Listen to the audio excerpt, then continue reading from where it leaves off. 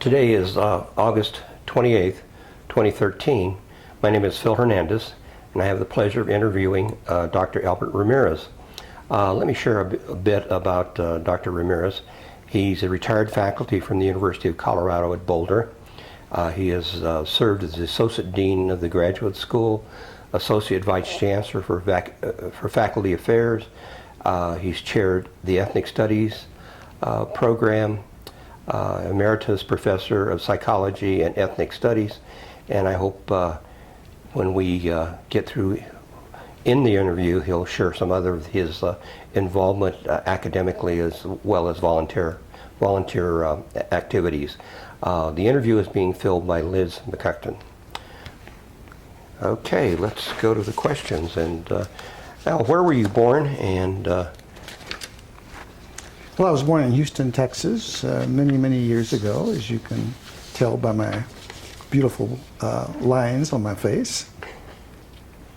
Houston, Texas. Tell us a little bit about your extended family, where your parents were born and how they came to the United States. Well, both my parents are from Mexico. My mother was born in central Mexico in the state of Guanajuato. And my father was born in northern Mexico in the state of Coahuila in the town of Piedras Negras, which is a border town to, in fact, his backyard was the Rio Bravo, what other people call the Rio Grande. So he could look across the river and see Texas, which of course at one point had been part of Mexico. Okay. And then the Mexican Revolution started. My mother was quite young, and my father left Piedras Negras during the middle part of the revolution and came to Houston to work to support his family because he was the elder son. And then my mother came because she had been given away, so to speak, by her father to a general who wanted her hand in marriage, and he was much older. So to escape the embarrassment of refusing him, she went to San Antonio to live with family and worked there in a hospital in the laundry room, and then went to Houston and also worked at St. Joseph's Hospital there in Houston in the laundry room, and eventually met my father.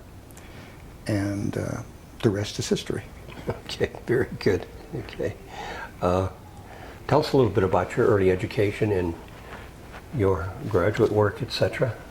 Well, all of my education was in Houston.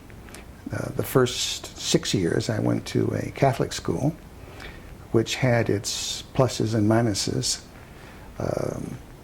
The pluses, I think, for the most part outweighed the minuses. A lot of discipline, a lot of emphasis on education, on structure, and I liked all those things. I didn't realize it at the time, but they really had an impact on my subsequent education. In fact, when I went to public school in the 7th grade, for the first time. I didn't realize it at first, but after a while I realized that I was probably about 2 years ahead of the other students who had followed the traditional public school trajectory from grade 1 through grade 6. And I was doing things at Holy Name Catholic School that these students were just beginning to do now, particularly in the areas of mathematics. The neighborhood you grew up in? A predominantly Mexican-American, some African-American. Most of the people in the neighborhood, most of the males in the neighborhood worked for the railroad, the Southern Pacific Railroad. And our house was 2 blocks from the railroad yard. And that's where my father worked. So at 5 o'clock you could hear the whistles blowing, and that was the sign that everyone's day had finished. And in those days, houses had front porches. And you could sit on the front porch and you could see all the males with their dirty overalls, greasy overalls, heading home, including my father.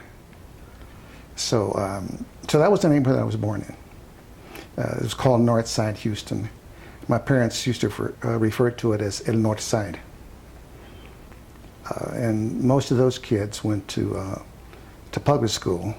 Some went to Holy Name. So it was a very, looking back at, I realized the things that you learn when you're that age that you don't realize you learn until years later. And years later you reflect on that and you begin to appreciate what your parents did, the sacrifices that your parents made in order for you to be successful and to get ahead. Even though neither of them finished elementary school in Mexico, they both pushed very strongly education. I was the youngest of the three kids, and for all three of us, they always pushed the importance of education. Okay. And you went on to college at... Well then, yeah, so I finished Jeff Davis High School in Houston. Then I spent 2 years in the Army. At that time, they had a draft, and I decided to volunteer for the draft because I didn't want my education to be interrupted. I was kind of naive. I should have realized that I could have received a college deferment, but I didn't think about that. So I volunteered to be drafted, which was a 2-year commitment. So for 2 years I was in the Army, and the Army was a very valuable experience for me as well, because I saw, for the first time I think, the relationship between education and work and style of living and quality of life. Many of the non-commissioned officers were people that I think saw the Army as a way of life, as a more secure way of life, as opposed to civilian life. And most of those were people of color. Mm-hmm. So you're now out of the Army and into college? Out of the Army, and then I returned to Houston, and we were still living in the North Side, which is predominantly Chicano neighborhood. And I spent the next 9 years at the University of Houston, first receiving my bachelor's and then my master's degree and then my doctorate degree in psychology, and living at home. So again, eventually we did leave the North Side. I think my parents would have preferred to have stayed there. Because even though we moved to another area of Houston, it was a predominantly English-speaking neighborhood. So they missed the old neighborhood. And I always felt kind of guilty that in some ways we kind of pushed them out of the neighborhood that they were comfortable in and put them in a neighborhood that they felt foreign. Okay. When did you first come to the University of Colorado? Okay, well, then I finished my PhD in 1966 at the University of Houston, and then my first academic position was at the University of Alabama in Birmingham. And believe it or not, even though my degree was in psychology, I had 2 academic titles. I had assistant professor of psychology, and I was an assistant professor of dentistry. And of course I knew nothing about dentistry, but there was a department called the Department of Community Dentistry, and my primary appointment was at the dental school in community dentistry, and we did a lot of work with respect to dental education. As a social psychologist, one of my areas of interest at the time was attitude change and behavior change. And then what I tried to do at the dental school was to apply those principles to attitude change, behavior change as it related to dental hygiene, dental care. And actually I had a very successful career at the University of Alabama. I was there at a critical time. You know, today we celebrate the 50th anniversary of the March on Washington. I was in Birmingham when Martin Luther King was assassinated in Memphis. And I saw the reaction of many people to that assassination there in Birmingham. There was a part of the city that I interacted with at the university that saw it as a real loss. But there was another part of the city that did not. And it was almost two cities within one city. Mm-hmm. So anyway, I was there until 71 and then came to Boulder. I wanted to be in an area that there would be more Latinos. There were not that many in Birmingham, Alabama. So I applied to several places, and Boulder responded to my applications, and I came here in 71 and have been here ever since.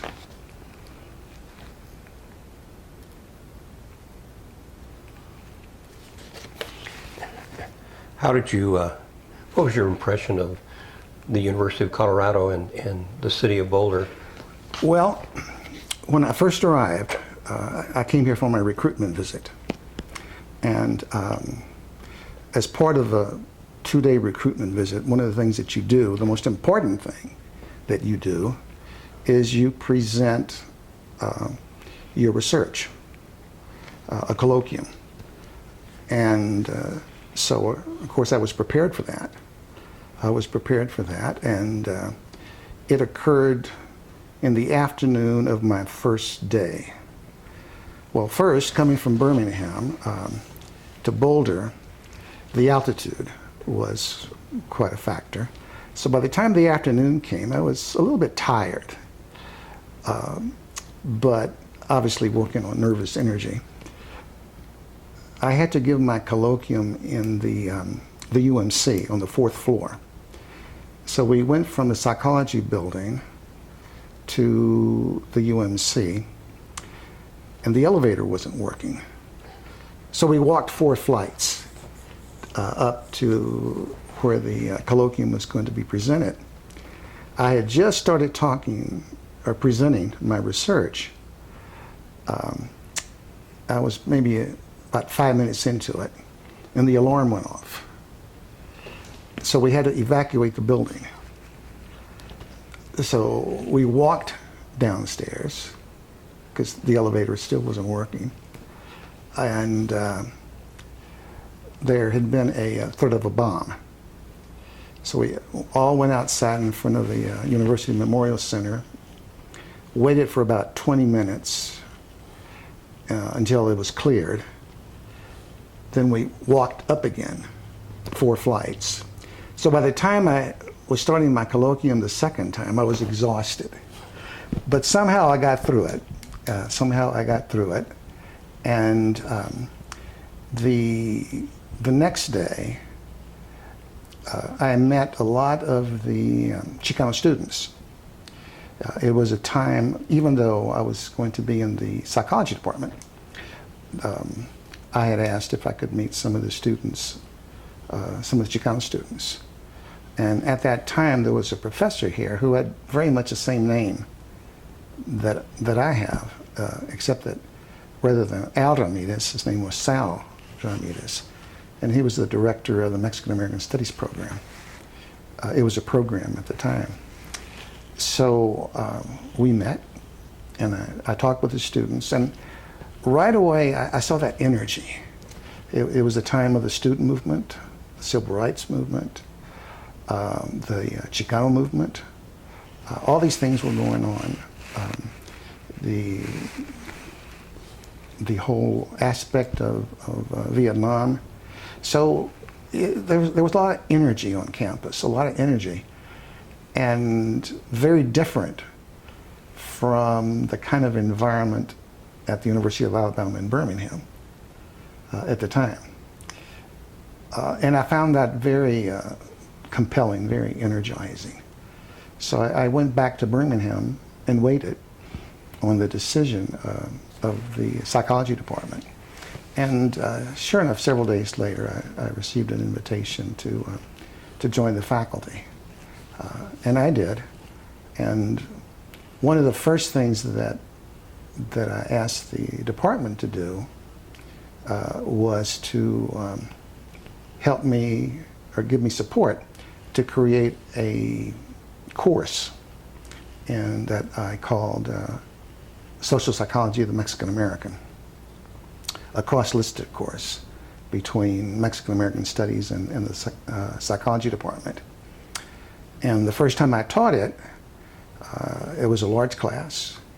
I had about maybe 60, 70 students. It was a 300 level course, a junior level course. And I found it, in doing the research for the class, it really related to my research. My research had dealt with issues of power and pluralism, and the way that these principles, dynamics play out in social systems, particularly in schools. And as I began to do the research for my class, and also looking at the context within the university in terms of what was happening at the university with respect to how the university was dealing with this influx of Mexican American students, which was very different. Up until the 60s or so, even in the late 60s, there were a handful of Mexican American Chicano students at the university. That all changed in the late 60s and the early 70s. And to a large extent, the university wasn't prepared to deal with that. And it dealt with it in some ways that created even greater conflict between the students, the university, and then ultimately, in the middle, the Chicano faculty. So these were all the dynamics that were playing a part of the early 70s at the University of Colorado at Boulder. And in fact, later on, you think generally of the Chicano movement as something that began in Denver with Jorge Gonzalez and in the public schools there. But to a large extent as well, Boulder, the University of Colorado at Boulder, became a focal point of what became the Chicano student movement, because as more and more students of color began to arrive at the university, they protested the conditions at the university, the fact that there were very few Chicano faculty, very few black faculty. There were basically no courses in Mexican American history, and same thing with black studies. So these were very emerging disciplines in the early 70s, and again, very non-traditional. So that the course that I taught,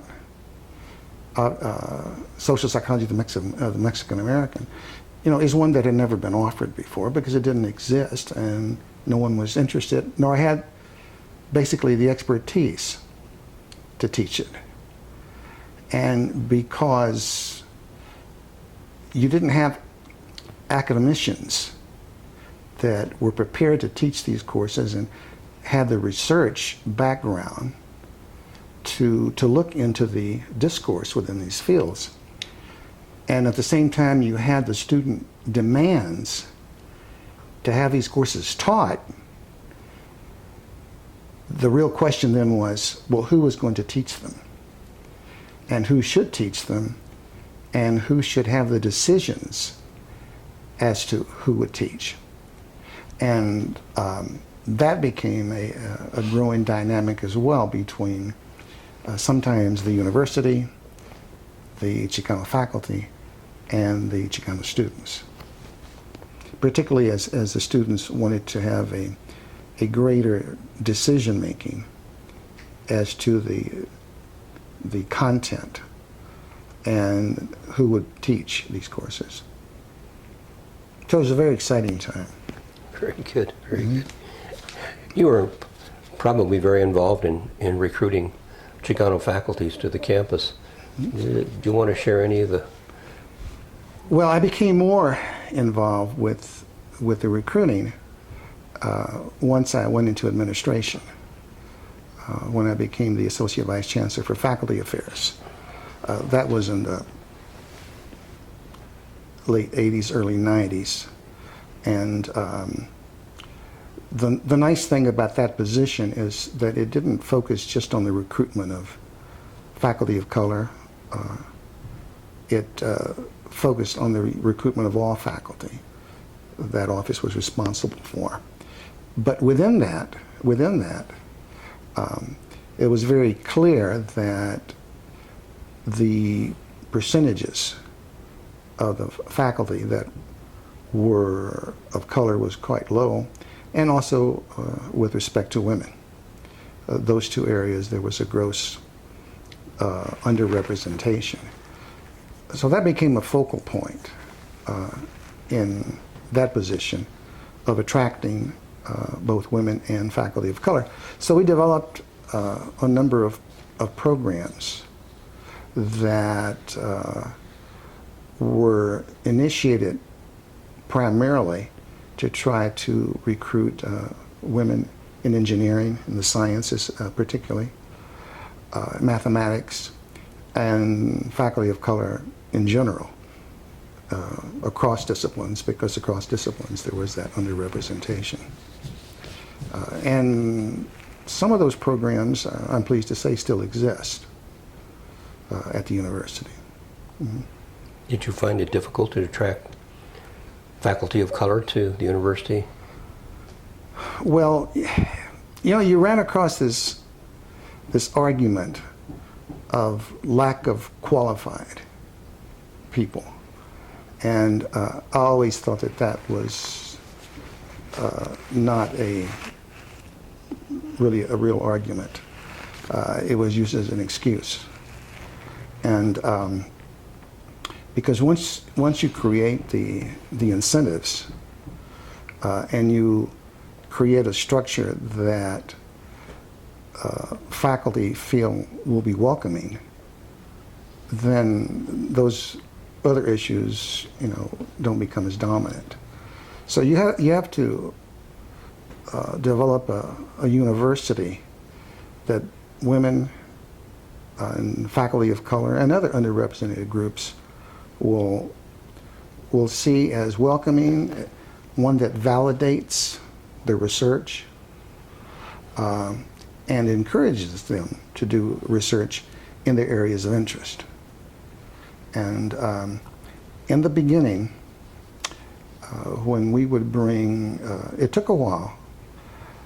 For example, if you had a woman faculty in women's studies doing research that was in many ways quite revolutionary in the field, and you had a faculty of color doing very non-traditional research looking at issues relating to people of color. Initially, faculty of both male and dominant group faculty, didn't see those fields, those areas of research and study as having the same credibility as the, quote, traditional areas within the discipline. Because quite often the faculty of color and the women faculty, they may have an appointment in women's studies or in ethnic studies, but their main appointment was in the traditional discipline: anthropology, psychology, sociology. And those were the departments that made the decisions with respect to their promotion and tenure at the university. So those were all. So what I'm saying then is the university really had to look at itself in terms of saying, what do we mean by excellence? To what extent are we willing to extend the paradigm of knowledge and extend it beyond what we were trained to do when we were students? And when I say we, I'm talking about the faculty in general. And that was, in some ways, probably continues to be a growing process. And continues to be, so we're not there yet. Well, I think that's probably quite true. Yeah. Yeah, I mean, if you look at the university, there's still, if you look at women faculty, for example, there's still underrepresentation in terms of full professors. And it's the same with respect to faculty of color. There's an underrepresentation of full professors at that level at the university. If you look at the university and look at administrators, it continues to be a predominantly white male administration. I think that I continue to be the highest ever administrator at CU Boulder in academic affairs. And I was an associate vice chancellor. So there's still a lot of dynamics interplaying, and that reflect, in some ways, the overall society. I think you've touched on some of this, but I'm going to get a little bit of focus. You have taken on the challenge of several very important political and civic positions in Boulder County, I guess, and in the academic arena primarily. And what motivated you to take on these issues? Well, several things, and some I've already alluded to.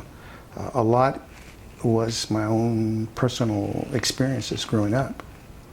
I think one of the reasons I became interested in social psychology was because within psychology, social psychology looks at the whole area of stereotyping, discrimination, relations between racial groups. So that was one of the things that interested me in social psychology, but that goes back to my own personal experiences, both in high school and in junior high school, and actually my very first day in school at Holy Name. My very first day at Holy Name, there was this little Chicano kid sitting next to me, and his name was Jose Juan. And the nun, Sister Mary, wanted to know our names, so we each went saying our names. So came to me and I said Albert, and then he was next, and he just sat there, you know. And so the nun says, you know, "What's your name?" And he just kind of sat there. And finally I realized what the problem was, so I said to him in Spanish, "La monjita quiere saber cómo te llamas." The nun wants to know what your name is. And he says, "Oh, Jose Juan." And so Sister Mary was kind of responded and said, you don't speak English? And ¿No hablas inglés? No. And so anyway, the class went on to everybody give their name, and after a while, I realized that there was this stench in the air, and everybody started kind of laughing after a while because they could smell it as well. And I looked at Jose Juan, I could tell he was real embarrassed. I thought maybe he had expelled some gas, but then I realized that he actually had defecated in his pants. And he looked at me in Spanish, and he said, "Tell the teacher that I had to go to the bathroom, but I didn't know how to ask." And I saw the embarrassment, and so the teacher had him go out and clean himself. And he wasn't there the second day. And looking back, I remember that was the only time in my 6 years at Holy Name that I was allowed to speak Spanish. And that experience had, quite an impact on me, and it made me realize the impact of being different, So all those and many more other experiences led me to the field of social psychology, and then coming here and seeing the students that were here from different parts of Colorado, first time removed from their families, in many ways not having the kind of support system that they needed in order to compete and do well, quite often coming unprepared by an educational system that had low expectations of them, and in some ways sometimes they're having low expectations of themselves and the impact that it has on self-esteem and self-worth. So all those issues had an impact on me. And then probably the most important impact is I had the great experience of marrying a very social activist person, and that was Vera. Vera was very active in the community.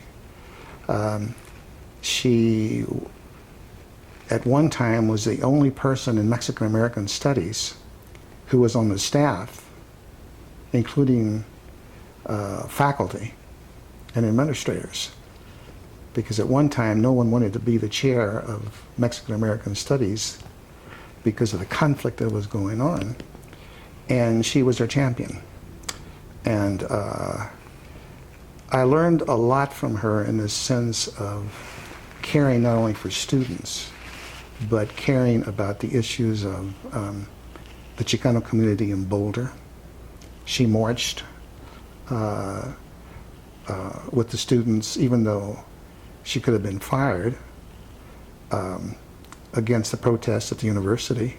She was a staff person, and she was bringing them food at a time when they had taken over the dean's office. So that level of commitment and of passion had a tremendous impact on me. And in fact, I doubt if we would be sitting here today if it were not for the impact that she had on my life, both professionally and personally. Because that same passion she continued to have throughout the rest of her life. And as you know, in particular, her great passion was to serve food to students of color. And for 9 years, Domingo en Casa, she was the person who initiated that program. And we would have students, particularly students of color, particularly Chicano students, but students in general who would come to our house on Sundays, and she would prepare the food for them because she realized that they were away from home for the first time, and that Boulder was a difficult place to be for many of them. The campus was a difficult place for them to be for many of them. So this was a home away from home. And over those 9-year period, we probably had 8,000 or 9,000 students, faculty, community people, students in the K through 12 system come to the house. And she was the architect, and so she was probably the greatest motivator. And she kept me grounded.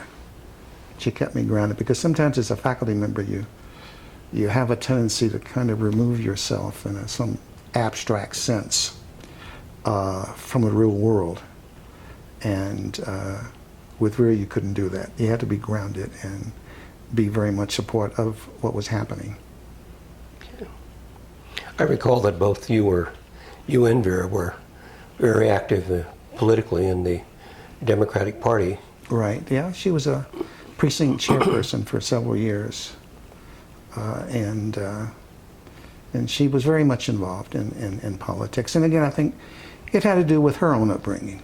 You know, she felt that one of the principles that geared her life was the whole notion of social justice. And she was very much committed to the whole notion of social justice, and would do what she could. For many years, she acted as an advocate for Mexican children in the Boulder Valley School District that were having problems in school. So the parents would be called. The parents didn't speak English. So Vera would be called to act as an advocate. And she did that, out of her own desire to be of help, but also with the experiences that she had had in elementary school as well. Because when she first started school, her dominant language was Spanish, having been raised in the San Luis Valley for the first 6 years of her life. Yeah. So all those things kind of interplayed and both professionally and personally in my life. Okay. I know that that you had to hurry from your volunteer work with Meals on Wheels today so we could make the interview today. Mm-hmm. What other programs are you also involved with in a volunteer capacity, now or in the past? Well, I've been involved with hospice,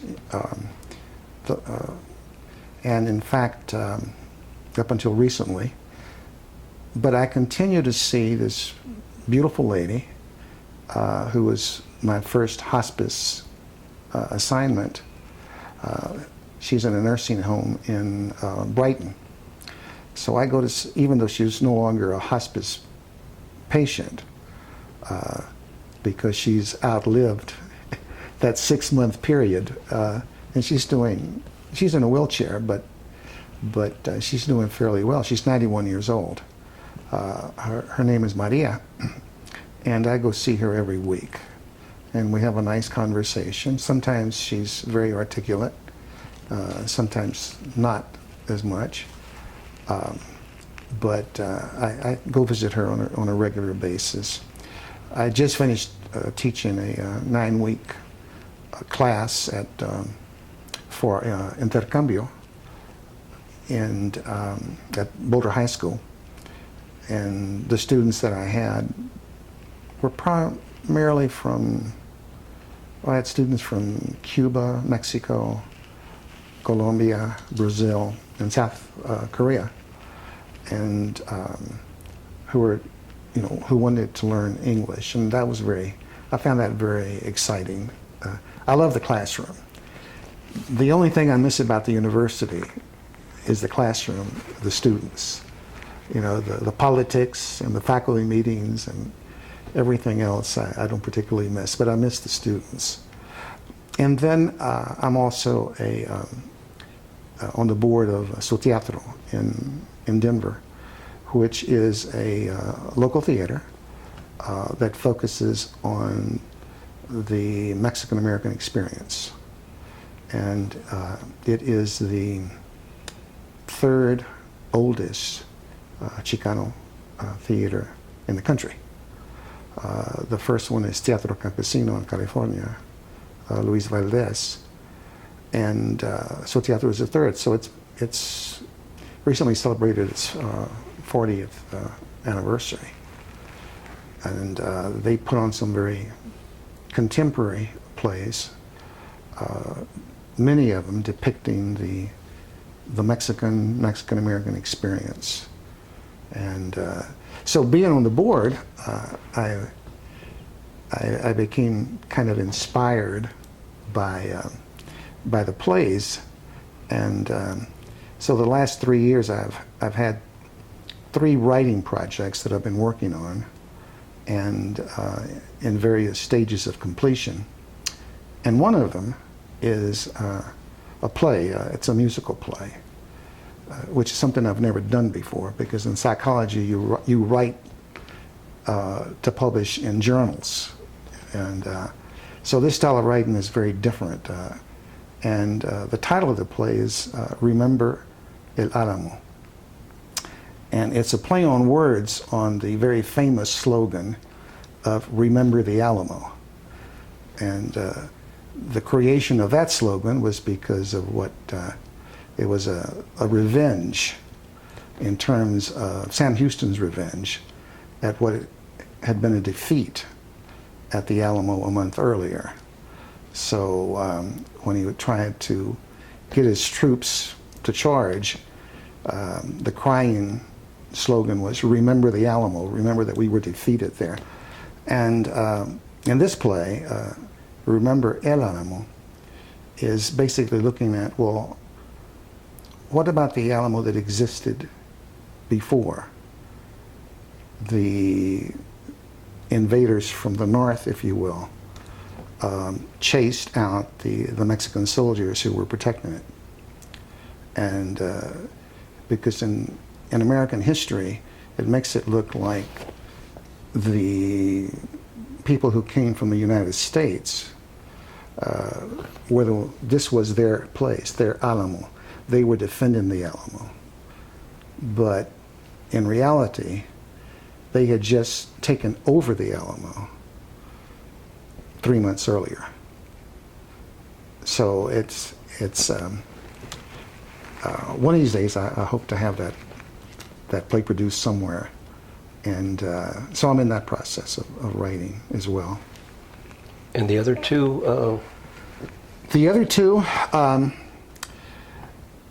the one that is now on smashwords.com, and you can also find it in Barnes & Noble, is it's an ebook, an electronic book, and it's called the MROHP Files, Social Psychological Perspectives on Power, Pluralism, and Chicano Identity.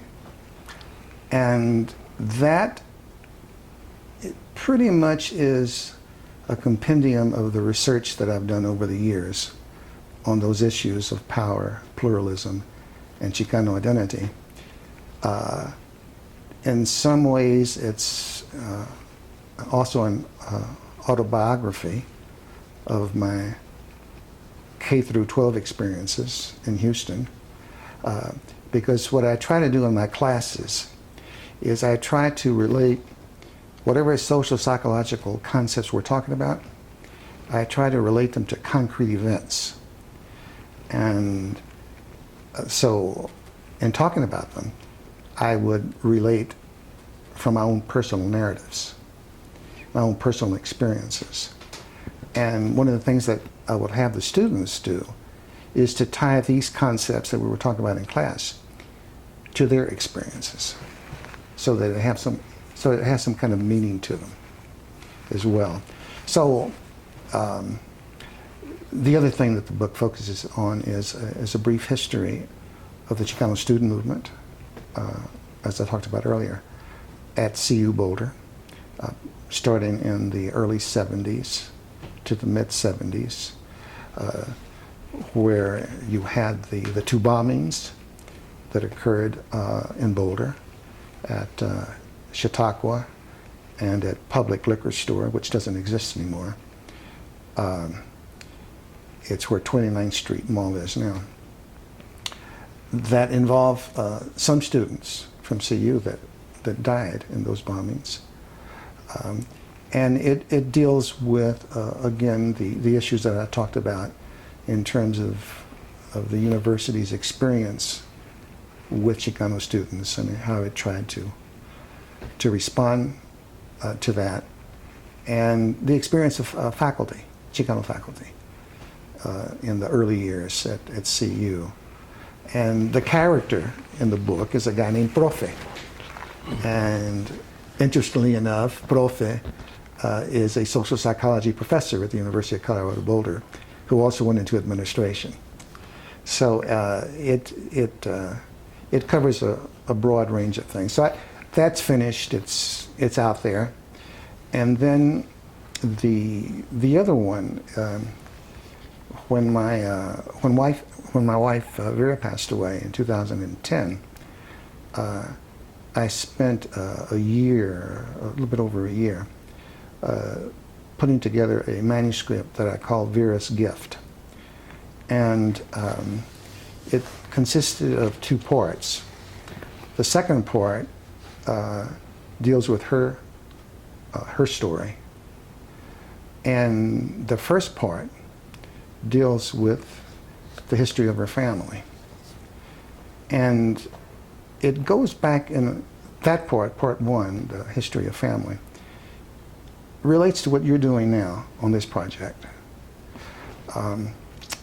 Because as I read about a little bit of the background of the project, as it relates to particularly Boulder County, and it seems to particularly focus on the last 150 years. And if you look at Vera's story, she and her ancestors, it's a process that goes back centuries. And it's a journey, if you will. If you look at the present Latinos that live in Boulder County, for many of them, their history goes back much more than 150 years. And if we look at the way that history is taught in most schools, the history of this country, the focus is the original 13 colonies and then the movement westward.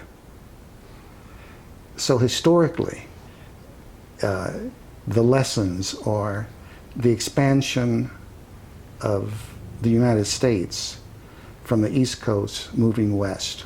Go west, young man. You know, the spirit of the pioneers and taming of the West.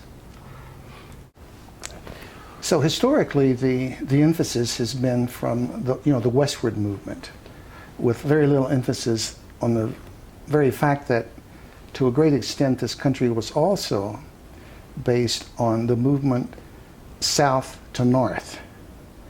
And that movement started in Mexico. So Vera's family even predates Mexico. Her family came to Mexico from originally from Spain and then Portugal, and they left both Spain and Portugal because of the Spanish Inquisition. So one of the things that I discovered in this research was that her family had Jewish roots. They left Portugal in 1590 and went to Mexico, to the New World, part of the Spanish Empire. But eventually there, they had to escape the Mexican Inquisition. But because of all the records of the Inquisition, it made it somewhat easier for me to trace the history, because these were all recorded as part of the Inquisition.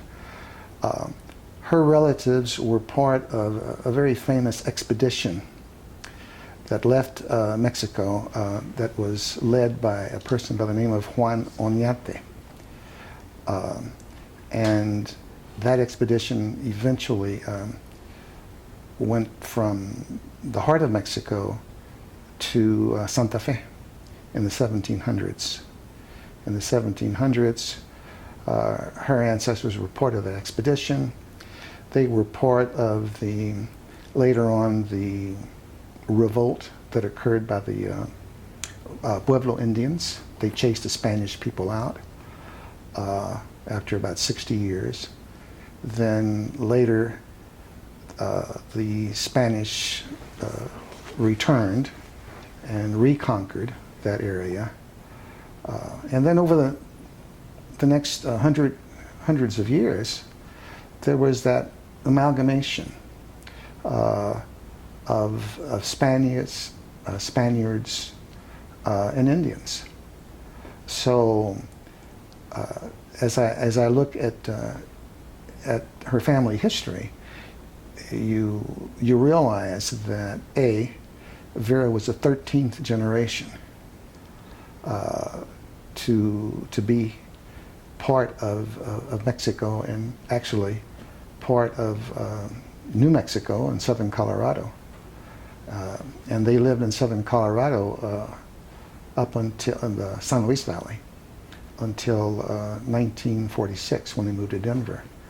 So again, another kind of a stereotype that's kind of out there is that the Mexican is a late arrival into this country. There's the depiction of a Mexican as the foreigner. And the reason for that is our complete exclusion of looking at this part of the world, this part of the country, and its development from the south to Boulder County. And the very strong impact that the descendants of all these families had in the trajectory of that civilization and continuing civilization. And it has some very important contemporary implications as well. Right now you have this whole issue of the border and what to do with the border and immigration. And part of the issue that we don't address is that whenever a nation, by dictatorship, by military action with another nation, draws up a new border as a function of victory, that border, by any definition, is going to be artificial. It's going to be artificial in the sense that it creates boundaries that before that conquest did not exist. And they're artificial. And you see that in the southern United States, northern Mexico, which for thousands of years people went back and forth, because there was no border. And the reason that you have it as an issue now is because that border that exists was one that wasn't created because of merger of civilizations or of tribal groups. It's a function of military action. And my belief is that when a nation does that, they have a responsibility and an obligation to look at that they have created artificially as they deal with the peoples and the civilizations whose life they changed, and in some ways even destroyed. I think that's probably part of the problem that's going on in the Middle East, is the creation of borders of nations across tribal groups. So anyway, I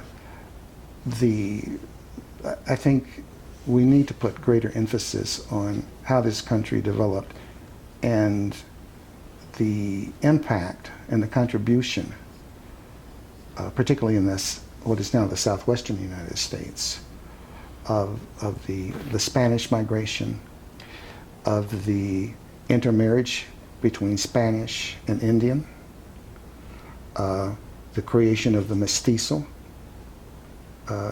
people, and the fact that to a very large extent we are mixed. Vera's family, Jewish. Well, where'd the Jews go? The Jews lived in Spain Spain was under the rule of the Moors for 800 years. That the Jews, there must have been some kind of intermarriages with the Moors, with North Africans. Many people quite often will say, no, we're not Mexican, we're Spanish, as if Spanish has some magical purity to it. Well, Spaniards have all these different, genetic pools too, including the Moorish, and Northern African. Then her family comes to the Western Hemisphere, to the Americas.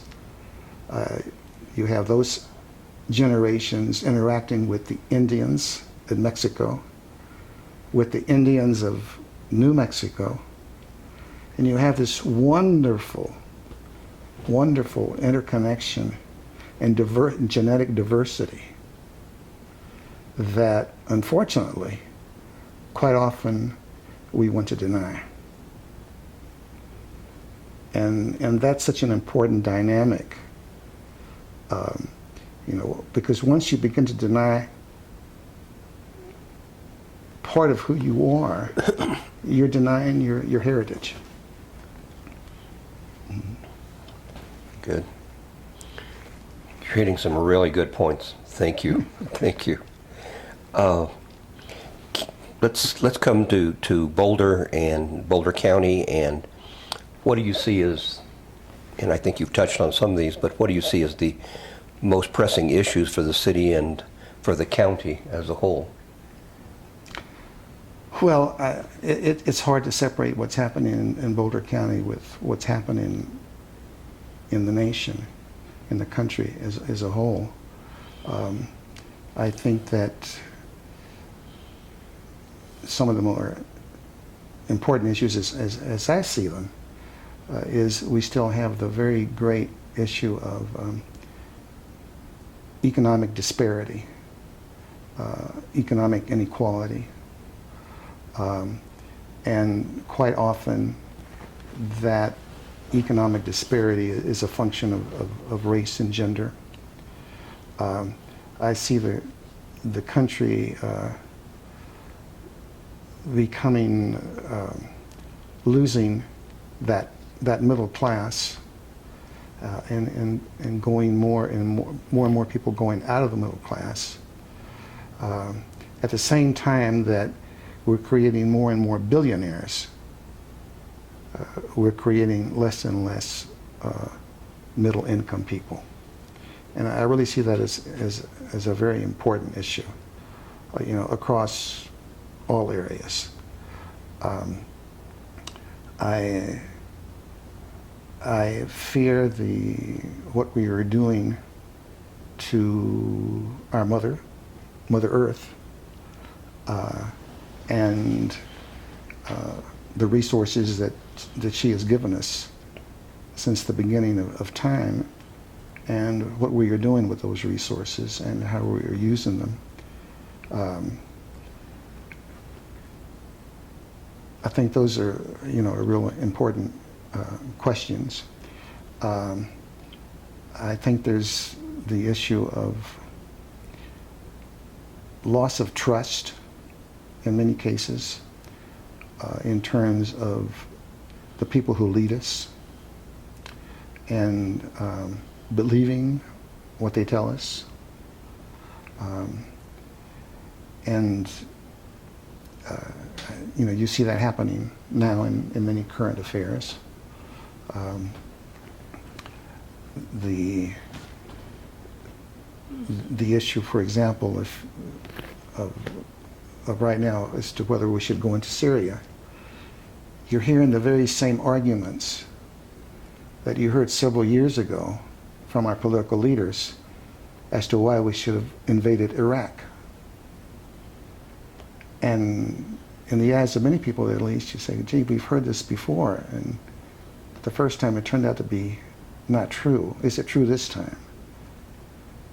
We doubt our political leaders, and that says a lot about who we are once we begin to question those who we've put into positions of trust. So I see those as very important questions for now and for the future, in terms of who we are, not only as a city, not only as a county, but as a nation. The extent to which we're willing to be responsible for those who do not have the resources that we have. I see a growing movement where people see themselves as not being responsible, where our government feels that we're not responsible for those who need help, whether it be the elderly, whether it be people who need Medicaid, who need Social Security, and where quite often we want to take the position, well, we ought to privatize those things and make them for profit and put them in the private sector. Well, once you put those services into the private sector is out for one thing, and that's for profit. And I don't believe that health should be for profit. So again, what are our areas of responsibility as a nation to ourselves and to our fellow citizens? Good. With your history of involvement in the affairs of this community, the academic community, you have obviously developed a personal and professional philosophy. Would you discuss this philosophy and how it's guided you in the manner in which you addressed your leadership role? When I was, I'm going to go back to Northside Houston. I think I told you earlier, my father worked for the railroad, for the Southern Pacific Railroad. And he would come home late at night, tired. He'd take a bath. And then when it came time to put me to sleep, he would usually be the one who would tell me stories. And thinking back, I was pretty selfish, because even though he was tired, once he started telling me a story, I would, and he started falling asleep, I was still wide awake, and I would kind of, push him to finish telling the story. And they were always in Spanish. And he would tell me the stories about the little man and the pecan. And it was a magical pecan. Whenever you bit the pecan, a little man would pop up. And he would say, "Que manda mi amo?" Master, what is your command? And so the Juanito's father, on his dying bed, gave this pecan to his son. And he said that this little man will always do what you command if it's for the good of the community, if it's for the service of humankind, and it's not for selfish gain. Well, of course, Juanito didn't know what that meant, but he said, okay. Well, his father died, and soon afterward, Juanito bit the pecan, and the little man would pop out, and Juanito would ask him to do things. Well, in time, he learned that some things the little man would not do, even though it's something that Juanito wanted him to do. And then later on, he realized that it's a good thing that the little man didn't comply. Well, those are the stories my dad told me about what the little man and the pecan would do. So he would make up these stories in which there was good and there was evil. There were poor people who needed help. And the little man and the pecan would help Juanito. And over the years, as he told me these stories, years later I realized that he was telling me his own personal philosophy. And his personal philosophy was that we are all our brother's keeper, that you never judge the character of a person by the amount of wealth that he or she has, by their status, that you treat people with respect. Those were all the themes and all the stories that he told me, even though as a little boy I didn't appreciate them. I appreciated the action that was going on. And it wasn't until years later that I realized the impact that those stories had on this little boy, me, growing up. Plus, of course, seeing my own mother and father and the way that they practice living their own lives. I think you've answered the next one, but who has been the single most influential person in your life and why? Well, when I was younger, when I was a kid, it was my mother and father. And to some extent, my older brother and sister. Because they did very well in school, and I tried to compete with that image.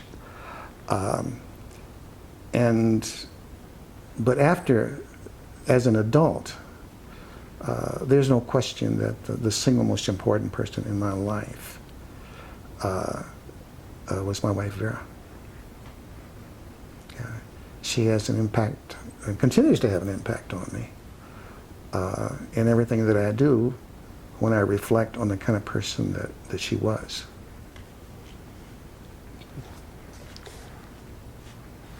What issues continue to be of interest to you, and how do you intend to address these issues in the near future? Well, I think I mentioned quite a few of the issues that are important to me. I